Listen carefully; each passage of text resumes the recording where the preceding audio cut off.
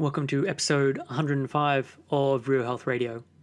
You can find the links talked about as part of this episode at the show notes, www.7, so the word all spelled out, SEVEN, health.com/105. Welcome to Real Health Radio. Health advice that's more than just about how you look.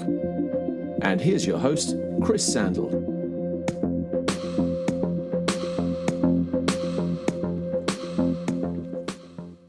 Hey guys, thanks for joining me for another episode of Real Health Radio. This week I'm doing another guest episode, and today's guest is Laura Dennison. So Laura is a freelance journalist, illustrator, and writer with a strong lover of junk food. When she isn't writing for Not Plant-Based or trying to cook in the kitchen, she's working on her first novel or possibly having a nap. So this is my second interview with the women from Not Plant-Based. So 2 weeks ago, I released the episode with Eve Simmons, and this week's it's Laura's episode. So I mentioned in the intro last time, I first became aware of the website Not Plant-Based earlier this year. I think it was around the March time, maybe April time. A friend of mine shared one of their articles on Twitter that they'd done with the food critic, Jay Rayner, all about his body image issues and his disdain for the whole wellness movement. And I started to follow the site and was reading more of their articles and just really liked what they were putting out. And so I got in contact with them. So in this week's episode, I chat with Laura about her history with bulimia and with binge eating. She is incredibly open and honest about her struggles and how they affected her over a number of years. We also talk about anxiety and mental health and what she does as part of her self-care. And then we also chat about the site Not Plant-Based. So what it's about, why Laura started it up, etc. And this is definitely an episode where it's mostly just Laura telling her story with me asking questions to guide things along. And I think this is only the second podcast that Laura's ever done, so it's not as polished as other guests who I've had on before who've been doing this for years, but I really like the honesty in the way that Laura tells her story, which is still very raw, and it gives a window into what struggling with an eating disorder or anxiety can look like. So without further ado, here is my interview with Laura Dennison. Hey Laura, welcome to Real Health Radio. Thanks for joining me.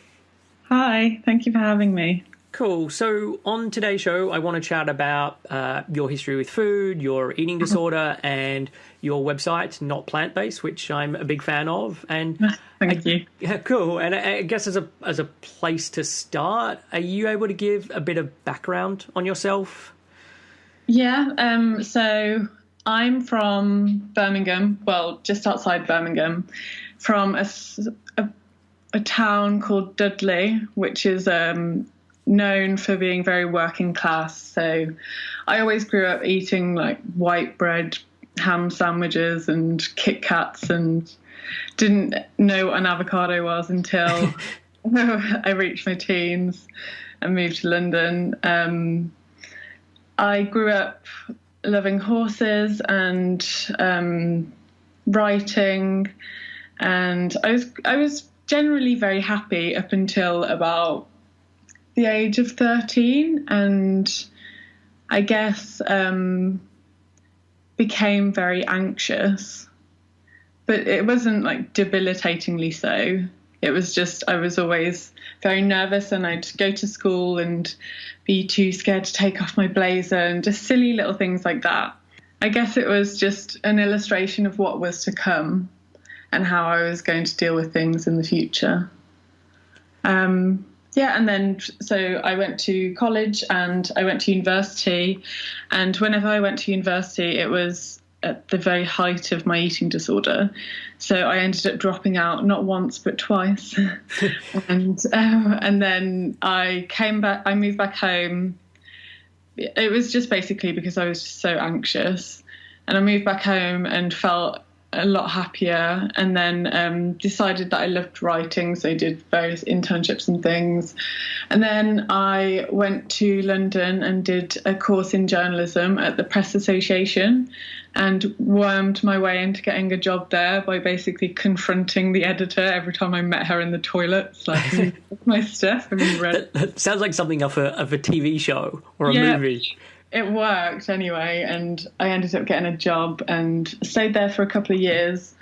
But only recently have I moved back home to Birmingham, because I was just beginning to be unhappy in London, and it wasn't really the job I wanted to do. I wanted more freedom to write the things that I wanted to write, because I had to write news stories and things that I didn't care about. So I set up Not Plant-Based with Eve and decided just to continue that, and moved home, and here I am in my front room trying to do just that. So, I want to go back a little bit to your childhood, and I know you mentioned about being working class and white bread sandwiches and that kind of thing. What was the kind of culture of food in your household? Was much talk about food or dieting or that kind of thing in your household? How was that growing up? Growing up, I don't even know if I would have considered my childhood working class, because at the time, well, up until the age of 5, my dad was a footballer, which is considered a working class job. But then he retired at the age of 35, and then I guess being working class is more your environment, and I would say that food is a large part of that as well. And and food for me growing up was always a really enjoyable experience. Like, it was always I remember vividly picnics, and just every happy memory I have, I can remember what I ate, which is really strange. For example, I can just remember going to brownie camp when I was younger, and I was always really, really skinny, and I could just eat like a horse. And I would go up to the counter, and I remember vividly getting 3 platefuls of mashed potato and everyone applauding me for doing so, because it was just like the most ridiculous thing. Because I was so small, I could kind of get away with just eating whatever the hell I wanted. And I kind of enjoyed the competition of it, strangely, when I look back. I kind of liked how I could get away with eating all of this, and then all the adults would be like, oh, that won't last forever. And I'd be like, oh, well, watch me. And so I think that's maybe where, because I had a problem with binge eating in the future, maybe that's like where the comfort of it stems from. So I really enjoy eating platefuls of the same food, and I think that might be something that is from my childhood, maybe. Whereas I talk to Eve, and Eve really enjoys different flavours and trying different things, and I could probably spaghetti bolognese every day for the rest of my life and not mind. But yeah, I think when people talk about comfort eating, it's always in a really negative way. But food is, and always has been, a huge comfort for me. And I don't necessarily think that that's a bad thing now. I think it became a bad thing because I couldn't control it. But now, like, if I've had a bad day and I have a slice of cake and feel better, it's like, what's the harm, really? I don't think there is. I feel like I've gone off on a tangent. No, that kind of sets the stage and gives us some information, I guess. Was there, you mentioned about the ability to eat enormous amounts of food, that you were always thin despite this. Was there then a period that you started dieting, or you didn't really diet because there was no point in your mind? Yeah, I remember at the age of 16, I put on a little bit of weight, but I was by no means fat at all. I'm bigger than I was then now. But I remember someone commenting on my legs, that I'd put on weight on my legs, and I was just mortified because I still felt like I looked as skinny as I was whenever I was 11, which is ridiculous because that's just not healthy. That doesn't happen. And then I remember going home after that and just like stripping off all my clothes in front of the mirror and just thinking, oh my God, I have put on so much weight and I'm disgusting and ugly, and tomorrow I'm going to diet and then I'll lose all the weight and it'll be fine. And but I went into it. I went into dieting quite ill-informed. I thought that dieting was reduce your portions to a third of what they were, and cut out carbs. And I always had in my head that the skinnier you were, the healthier you were, even though I felt fine in myself looking back at it. So I tried dieting for about a month, but I was just eating far too little. And my parents didn't really pick up on it. Well, they knew that I was dieting, but they thought I was just trying to be a bit healthier, but I was just basically eating nothing. But in my head, that it wasn't really a problem because I was losing weight, and so it was obviously working. But then it became a problem maybe about a month in, and I just had no energy and I was miserable. And I'd come home and I'd force myself to do a workout DVD. And I remember coming home and immediately falling asleep on the floor. Like I couldn't even make it to my bed, and waking up an hour later and thinking, oh, maybe there's something going on. But it was kind of an achievement to feel strange in a way, because it meant that something was happening. But I always thought that was like the right thing. And then I became just obsessed with being skinnier. And I think it's kind of an addictive thing whenever you lose weight and people notice, not even if they compliment you, if they just say, oh my God, you've lost weight. That became kind of what I strived for. And it sounds weird, but after a while I kind of liked that people thought that I looked a bit unwell. So I was always chasing that, but it got to the point where I was just so hungry. I was like, I need to find a way that I can eat and stay skinny. And so that's when I tried to make myself sick and realised that I was quite good at it, annoyingly. And then that just became an almighty problem that I just couldn't control for years and years. But now I have. So I can look back from like a happier perspective. But at the time it was just one of the most debilitating, miserable experiences that I think that anyone can go through. And whenever I look back at like the teenage girl that was going through that, I just feel so sad that like I missed out on going to parties because I was scared that there'd be food there, and going out on dates and seeing my friends. And yeah, it's just sad to look back on. But I think I didn't really talk to anyone about it. Looking back, I don't even know who I would have talked to about it. So I don't even know what advice I'd give myself. It's hard because whenever all you have in your head is that you want to be skinnier, not many people can sway you otherwise. So yeah. So I mean, I want to dig in a little bit more to your experience with the eating disorder, but I want to just dovetail back to something you said earlier on, which is that you had a lot of anxiety and that started around age 13, I think you said. And I just want to like see how those two things fit together. And did you find that once you started to change your eating patterns, or you started to get thinner, and you say that there was some benefit that you felt within that, was that you felt that there was a reduction in your anxiety even in the short term, or how did those two things sit together?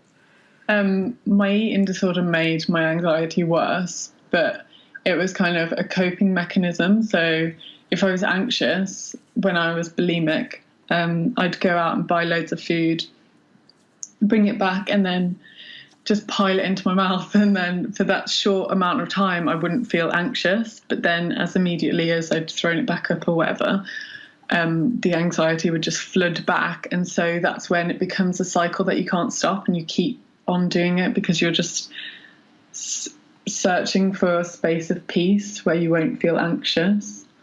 But before that, I would say I was always an anxious child, but I never knew that it was anxiety. I was always just nervous about things that didn't need to be thought about. Like, I remember being very, very small in primary school and worrying about leaving the tap on whenever I was cleaning my teeth because of global warming. and now I look back, I'm just like, oh, poor love. But I've just always been like that. I've always just been a worrier. And I think that, well, just the people that I've spoken to that have had eating disorders or who still do, the majority have anxiety as well. And I think it is, looking back, bulimia and anorexia for me were kind of like almost like self-harm things, and just ways to cope with horrible feelings, not in a very constructive way. But yeah. And with the anxiety, was this something you were ever chatting to someone about back then? Or did you, I don't know, chalk it up to just being you, or chalk it up to, you know what, I'm just in my teenage years, all teenagers are anxious, it's just like par for the course? I think that's kind of what I was told. Like, I never considered anxiety to be a mental illness or like something that, I just thought that everyone dealt with it, and that if I complained about it, I was moaning. So I never had any help with anything like that. I always thought, I always dealt with things on a surface level. So I thought if I don't eat that chocolate bar, then all my problems will go away. When in fact, if I don't eat the chocolate bar, I'll still have anxiety the next day. And that was something that I needed to deal with. But I only realised that I had anxiety like probably about a year ago. I don't know. I don't think it was something that was really spoken about. I think it was trivialized a lot whenever I was growing up. So I knew that there was something not quite right, but I just couldn't put my finger on what it was. And so, looking back, I can see. And so with your eating disorder, I know you talked briefly about it. It was originally doing some restriction and then it got into the binging. So how long did it take for that to escalate? Very quickly. So I started dieting for a month and lost quite a lot of weight. And then I started making myself sick. And from there on, it was just a descent, very quickly downhill.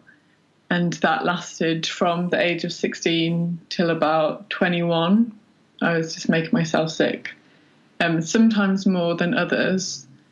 Like some days are just the only reason I'd leave my room would be to get more food so that I can make myself sick again. And then other days I'd feel a bit better and I'd like go out and with my friends, but then would be thinking about that I'd eaten too much. And yeah, but so that went on for a good few years. And then I decided that I remember being in my bathroom after making myself sick, and my heart was just racing really fast and my face swelled up really big. And I've looked in the mirror and I was just in so much pain. I just thought I was going to have a heart attack, or that something was going to happen that would irreversibly change either the way I looked or my health. And that just really scared me. So I was like, I need to stop doing this. And so from there on, I did stop, but I still couldn't control the amount of food that I was eating. So I just put on a lot of weight, but I was still small in comparison to lots of other people. But I was just so miserable because I just couldn't control my urge to eat all the time. So that, I think, to be honest, I think binge eating was the hardest thing to overcome, because bulimia kind of masks that issue, and whenever you take that away, you think that if you just stop making yourself sick, everything will go back to normal, but you're still fighting that urge to eat excessively every day, and you're spending all that money, and you just feel worthless.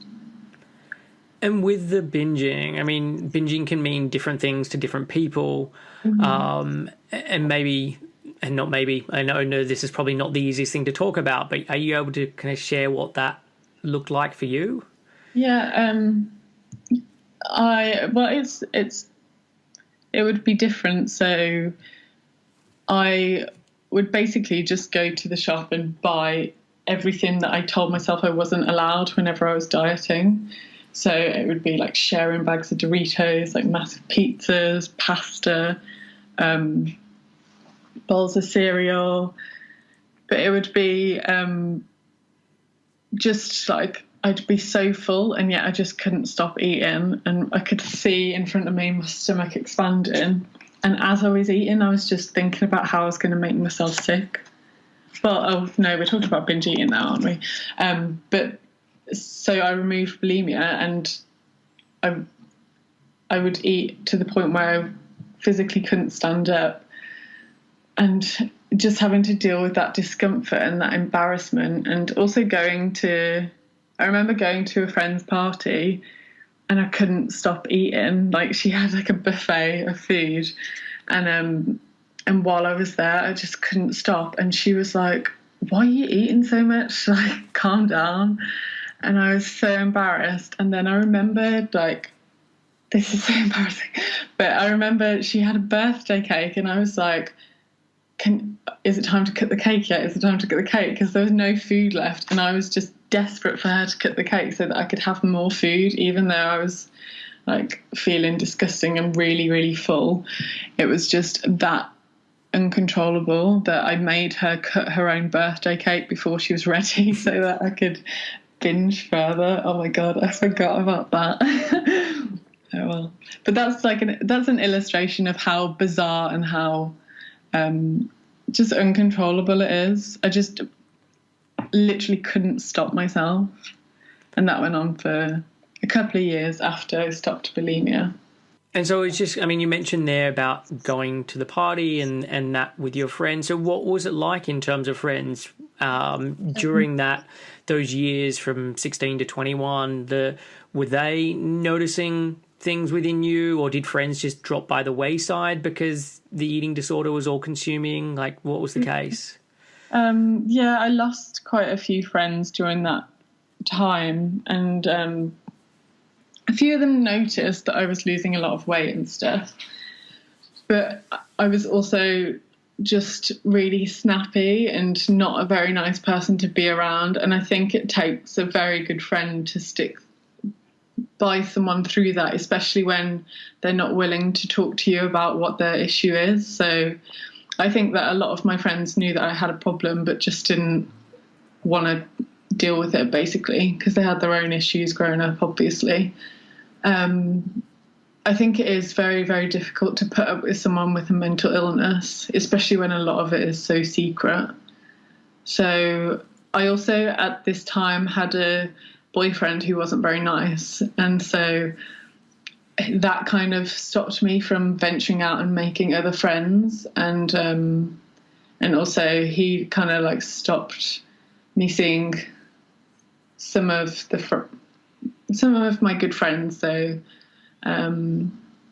yeah, I don't know. Yeah, I look back and I just feel such a sense of loss over those years. Just missed out on a lot of friendships and just cinema trips and silly things like that. Yeah. I look back now and you can't change it. So it is what it is. But it is sad to think about. And so when did you then start opening up to either friends or family, and what did that look like? I remember telling my mom, I think I must have been like 18 or 19, and getting really upset. And like, we've spoken about it since, but to be honest, she didn't really pay as much attention to it as she should have done. And so I felt like, oh, well, if I tell my mom and she doesn't really care, then what's the point in telling anyone else? And then only when I set up Not Plant-Based was when I really spoke to anyone about it properly. Like, Eve is the only person that I've like divulged everything to, probably. And that's, in terms of my mental health, just helped me so much. But my mum is really apologetic now, and she recognises now how much of a problem I had. But I have a brother who has a lot of mental health issues as well. So I always felt like if I put another thing onto my parents' shoulders, then I was just being a nuisance. So I kind of didn't want to put any more pressure onto them. But yeah, my mum's great now, but my dad still kind of struggles with it. Like, he doesn't really read anything on Not Plant-Based just because he just finds it so difficult that I guess I went through it all on my own. So he's very much of the thinking kind of like out of sight, out of mind, like, yeah, move on from here.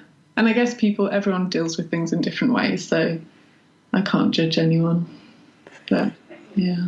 What would you have liked your parents to have done differently, or maybe even more broadly than that? Like, if there's a parent who is listening who suspects that their son or their daughter has an eating disorder, like, what would the advice be? I guess just persistence, but not like kicking down their door and demanding answers. I think the big thing for me is, after I told my mom, I remember thinking, why hasn't she asked me since how I am? Or like if I'm still struggling with it.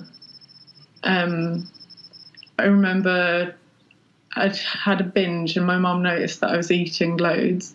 And she came in my room after and she went, why have you eaten so much today? And I just immediately started crying, and she just went, well, just don't eat as much.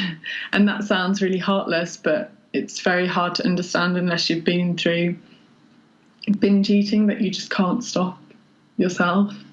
And so I would just say, try. It is really hard to understand unless you've been through it, but just try. And that's really all you can do. Just try and do as much research as you can. Try to get as much medical help as you can.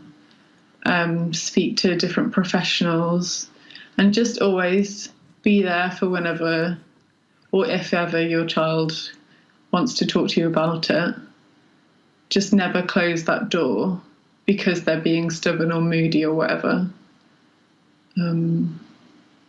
Yeah, it's hard. It's hard to know what to say, because even looking back, I wouldn't know how I would have helped myself. Yeah. And so, I mean, I know your mum's written a piece on your website about her experience of kind of what it was like with you growing up, and also what it's like now looking back and realizing what was going on. And she sounds like she's a really big supporter of what you guys are now doing. So how was it reading what she'd then written as part of that piece? It was heartbreaking. Like, I cried. It was really sad. But throughout this time and beforehand, whenever I was setting up Not Plant-Based, we spoke a lot about it, and she cried, I cried, but it kind of healed our relationship, to be honest, because I think during my teenage years she just thought that I was just a miserable cow and now she realizes that I was actually going through a really tough time. So yeah, it's helped us and it's helped me, but it's always going to be one of those things that you just can't understand unless you've been through it. So there are different things that she still doesn't get, but the main thing is that she tries now, and that's all you can ask from anyone. And so what kind of help have you then received to deal with this? Like, have you sought therapy? Have you been an inpatient? Like, what have you done as part of your recovery? I didn't have any help at all. I remember I think I was referred to a counsellor in college. I think I had like 2 sessions. And then I mentioned the eating disorder, but she didn't know anything about eating disorders. So it was just kind of like talking to anyone about it. It didn't really help. I think if I would have had help earlier, it probably wouldn't have gone on for as long as it did. But it's just, I didn't even know where to go because I was so consumed with myself and what I was going to eat, like, throughout the day. I couldn't think beyond that. I could only deal with each day as it came. I couldn't think to myself, I actually need to get some help. I just thought, if I don't eat that, if I eat that, then eventually everything will just slot into place. And it has worked out because I genuinely feel like I don't have any lasting eating disorder now. But I think maybe I could have gotten to this point a lot sooner had I had some help. But it's hard whenever you're so young and you're so scared to talk to anyone about it, to know where to get help. Because I think when you're a bit older, you can be a bit more persistent with adults to try and get them to help you, or to say, no, actually, I think we should do it this way. I had a few people kind of dismiss my issues when I was younger, and I just took that as, oh, I'm overreacting, whatever. But that obviously was not the case because I had a mental health issue. And so then with setting up not plant-based and knowing you wanted to go down that avenue, was there any time where you're like, you know what, maybe I can still get some help now for whatever reasons, or I'm reaching out and contacting all of these people who work in this field, maybe they could be able to help me further? Has there been any of that, or you're just happy doing it on your own? Yeah, I kind of, whenever I first started, looking back, I probably still had a bit of an eating disorder, but it wasn't consuming my life basically, but I was only concerned with being skinny still. And so whenever I set up Not Plant-Based, I was in a good space, but that was always in the back of my mind. And I always had a fear of putting on weight. And I was a bit scared initially because I was like, how can I set up this thing for people with eating disorders whenever I still have an issue? And I've spoken to Eve about this as well, but that's kind of the point. Like, it's kind of to say, actually, we're not trying to say that there's like a pot of gold at the end of the rainbow, because life doesn't work like that. But we're trying to say that we know what you're going through and that we're not perfect and we're not claiming to be. But as I said before, the best you can do is just try. Like, that's all we want to do. We just want to try and help people. And since setting up Not Plant-Based, that is when I would say that my real recovery started, because I don't know if it was the fact that I kind of told everyone everything. I don't even know if that was what did it. I think it's just becoming comfortable with myself and learning the facts and knowing that being skinny isn't the be all and end all, and knowing that being fat doesn't mean that you're unhealthy, and also that there's just more to life than how you look. So I think Not Plant-Based has just helped me enormously, and all I want to do now really is show other people that even though you've had a pretty terrible time, it doesn't mean that it's going to last forever. And it's those terrible experiences that, this is corny, but that like shape the person that you become. Definitely. And so, I mean, you mentioned a couple of realizations there in terms of being skinny isn't the be all and end all, or being fat doesn't mean you're unhealthy. I mean, are there other things that have really helped as part of your transition or your recovery? Having someone to talk to about it who isn't judgmental, and I would say that person is Eve, because we always meet up for like working sessions and just end up talking about everything in our lives and like our families, like boy troubles, all sorts. Because I never really had that growing up. I don't think I didn't have someone that I could talk to who didn't give me a response that had their own agendas in mind. Because I remember having a friend whenever I was younger who, whenever I lost loads of weight, I remember her bringing toast into the room and like forcing me to eat the toast. And at the time I was thinking, oh my God, she's such a good friend. Like, she's trying to help me. But looking back, she had an eating disorder and she was just trying to make me not the skinny friend anymore. So yeah, I guess just having someone who is only thinking about you and only cares about your well-being. And but I guess it's kind of to do with me as well, because I never opened up to anyone, and there were probably lots of people out there who would have been willing to help me. So it's kind of a two-way street. Just having someone to talk to has been the main thing for me in terms of recovery, I would say. And in one of the pieces that you wrote, you said, nowadays I notice that my emotional state directly correlates to how I eat and what I eat. So self-care is obviously something that has become quite trendy to talk about. And despite that, I do think it is very beneficial. So what are the things that you do in your day-to-day life to try and keep in more of a, positive emotional state? Yeah, I love self-care. Okay, I cool. love the idea of if I can't be asked to work, it's self-care. And I can go, and if I'm tired, I can sleep in and it doesn't matter. And I can have a chocolate bar because I'm feeling low. Because I think I just spent so many years being so cruel to myself and depriving myself of so many things.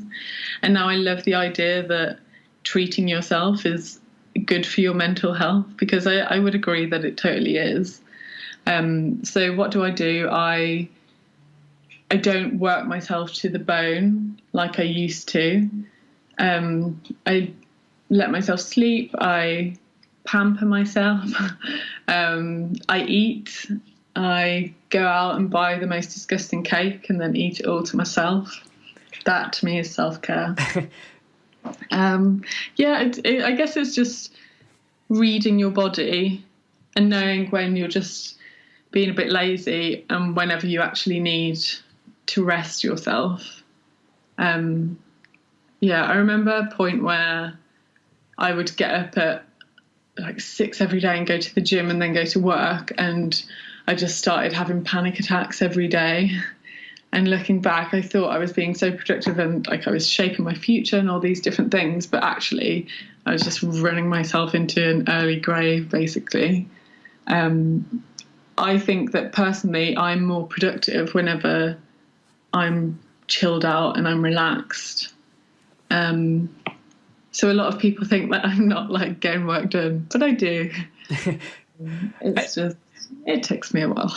Yeah. And I know that with myself as well. There'll be times where I'm like, I've got all of these things to get done. And it's like, oh, if I just work extra on the weekend, or if I just get up at 5 a.m. And that works for like a couple of days or a week or maybe 2 weeks. And then you become so inefficient in everything that you're doing that you're spending all of this extra hours doing stuff and you're getting way less done.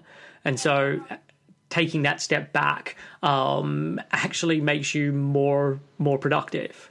Yeah, definitely. I also just think, what's the point if you're just working to live rather than, oh no, what is it? Yeah. Living to work rather than, oh, I don't know, one of the two. Yes, I know what you're trying to say. Yeah.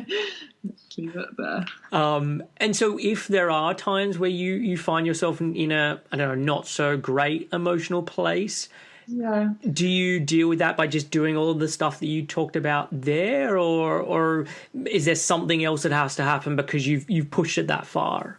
Yeah, actually, I had quite bad anxiety a couple of days ago. I'm not sure what it was. I think because I went to a wedding and probably drank too much, and then the days after I just felt quite blue. And then I was thinking to myself, I'll get back on Monday and I'll do all this work, and then I'll feel better and blah, blah, blah. But then I got back on Monday and I was just still feeling really tense and really anxious. And I was just like, you know what, I'm just going to lie in bed and watch Peep Show. And then I woke up today and I feel a million times better. I think sometimes it's just allowing yourself the space to just do nothing, and just to say that it's okay not to feel your best, and that tomorrow's a new day. And you can just pick up where you left off. I think the danger was before I would have just ploughed through and been like, no, just get this done and then you'll feel better and it will be fine. But I've learned that for myself, it doesn't work like that. Like, I need to, if I'm feeling bad, I need to take time for myself and just recuperate, and then I'll be more productive the next day. And it's fine. Life's too short to work yourself to the bone.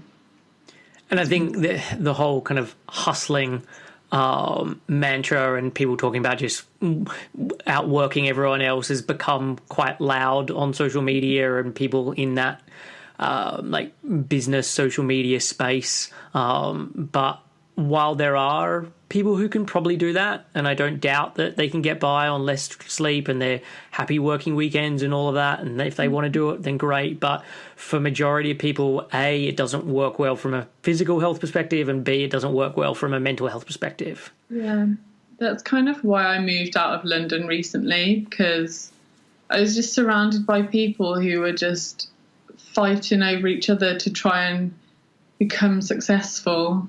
And I was part of that, and I just thought to myself, do I even care? Like, is this what I even want? And I had quite a good job in journalism, but I was quite miserable every day, and I was going into work and just counting down the hours till I could go home, and then going home and not even having enough money to do the things that I wanted to. And I'd speak to my friends and they'd all be in the same boat, and I said to my flatmate once, I was like, then why are we even doing it? It just doesn't make any sense to me. But you get caught in a cycle sometimes where you try and live by what someone else has told you is correct. So you go to university, you get a job, you stick in that job forever, and then you die. I don't want to do that. I'd much rather step outside, and people might have seen it as a backwards step, but I've been so much happier doing it. And I think as I get older, I've learned just to listen to myself and know that good feelings are really important, and I know what's best for me. And yeah, I'm much happier here. And look, I know the same. I moved out of London 4 and a bit years ago, and yes, I'm much happier out in the countryside with the less hustle and bustle going on. I just went up and had a weekend in London, and it was great, and it was nice to catch up with friends and all of that. But I leave, I'm like, I've scratched that itch. It'll be there again in 3 or 4 months. I'll go back up, I'll do it again, and then just come back, and that's kind of it. Yeah, I go back now and I'm just like, oh my God, how did I live here for so long? I have to go back on Friday, and I'm just kind of dreading it, to be honest, because people just push you and you pay like £4 for a croissant. I don't want that life.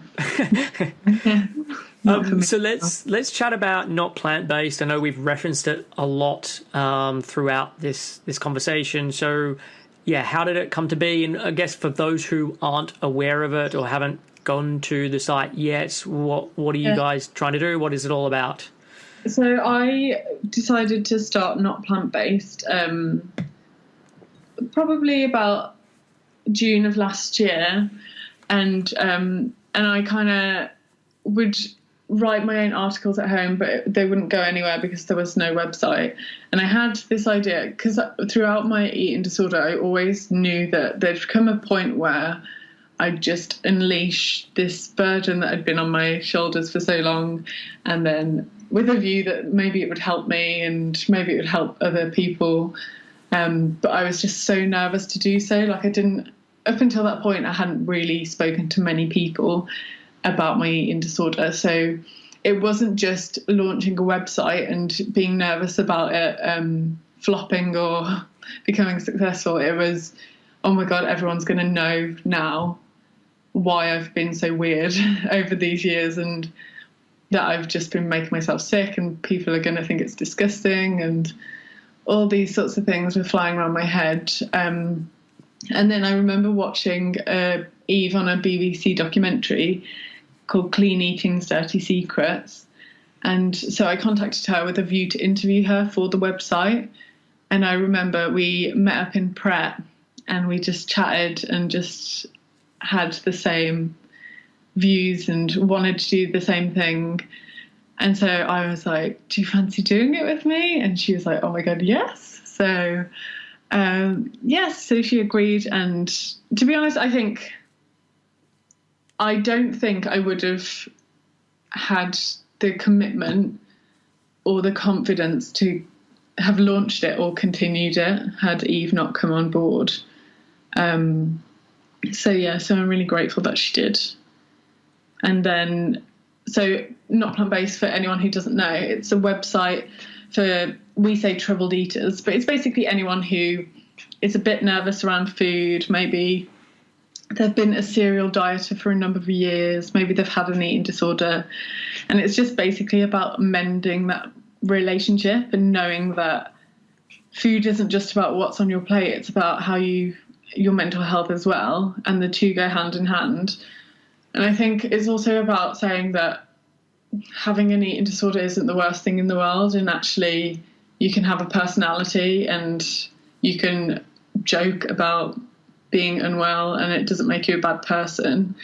I think all the things that we had read about eating disorders, it's always really morbid, like this girl lost half her body weight in this amount of time and look how her bones stick out of her, and it's always just really fear-mongering. Whereas we're saying that you can struggle with food and you don't necessarily have to look like you're about to keel over. And I think people appreciate our honesty, or seem to, and they appreciate that we're trying to make a difference. And although they might not be comfortable with telling their own stories, they're glad that we are, which makes us want to do it even more. And so the name, Not Plant-Based, where did that come from? Like my senses I know, but I'd like to hear you explain it. I guess it's just like mine and Eve's sense of humour is just quite dry anyway.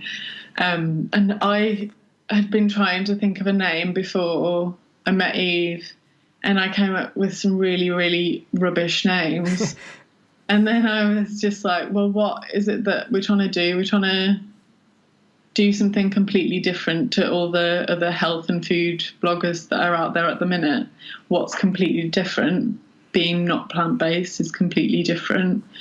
And also it enrages a lot of people, which I find quite funny, because it's just like, I would never go on a vegan's blog and say, oh my God, this looks disgusting. How can you have this? How can you photograph this plate of food, blah, blah, blah.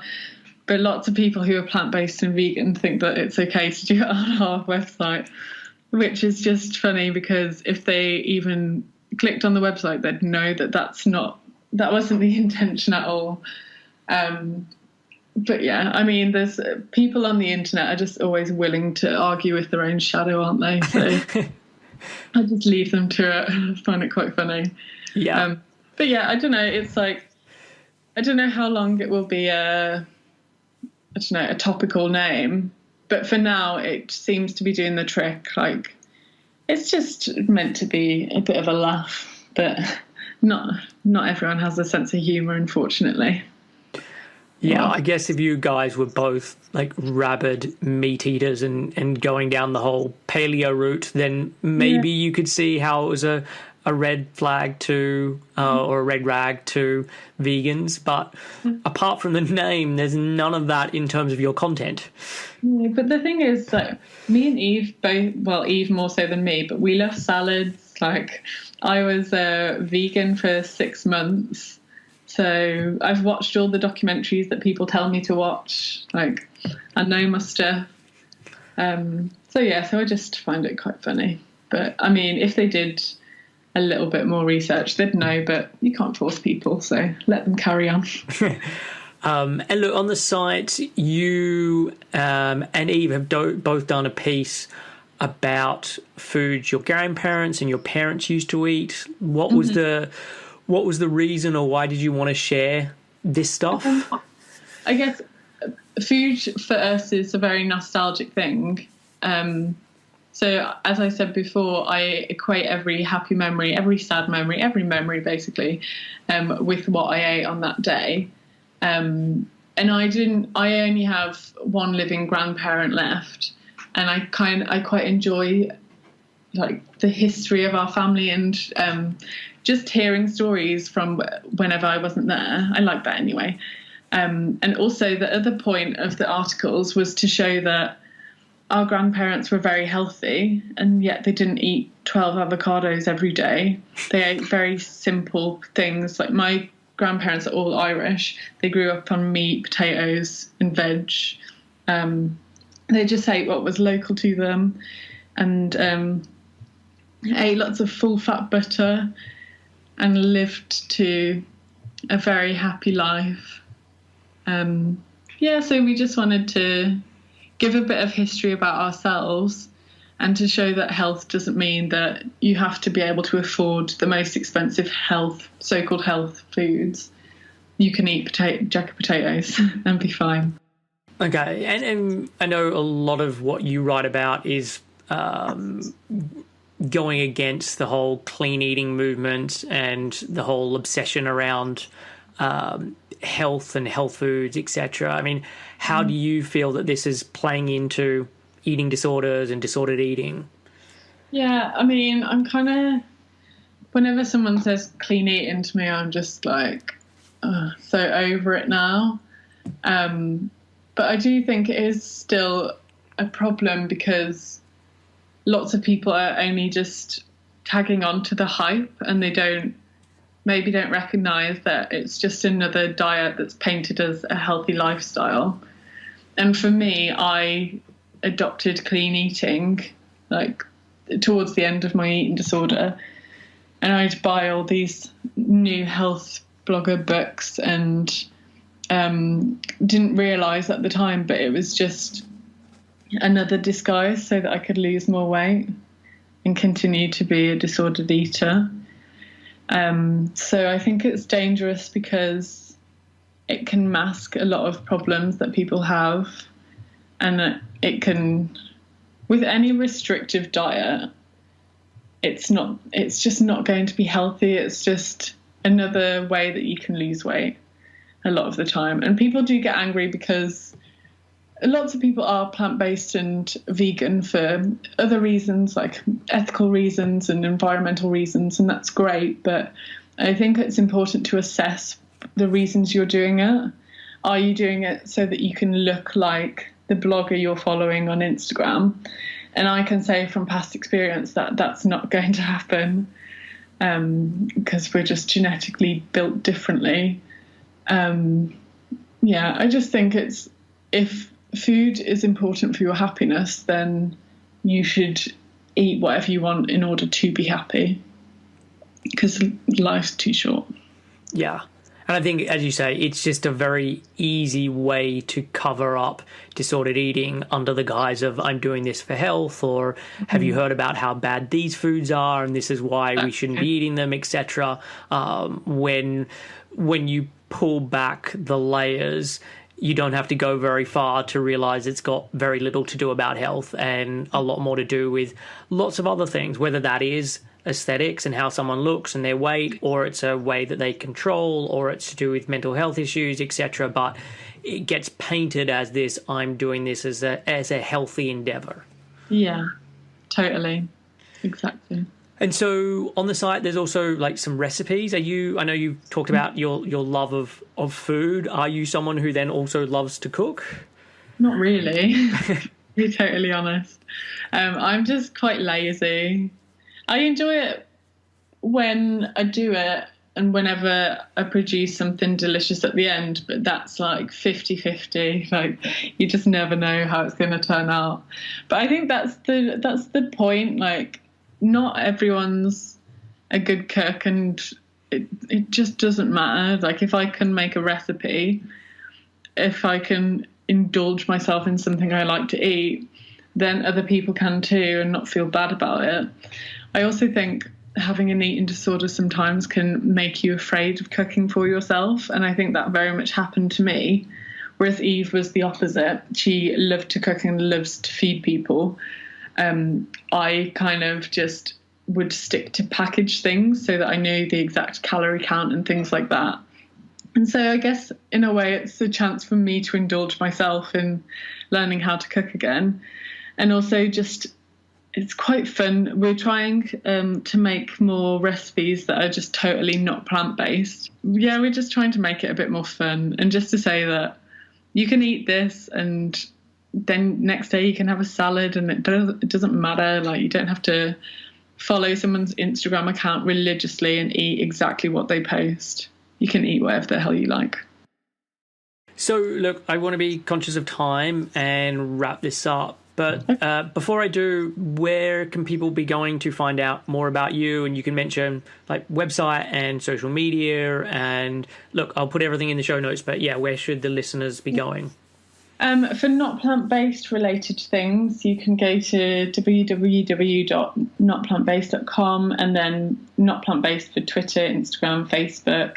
And then for my own, my name is Laura Dennison, but someone stole my handle annoyingly. So I'm Laura Venison. So VENNISON. Okay. Simple enough.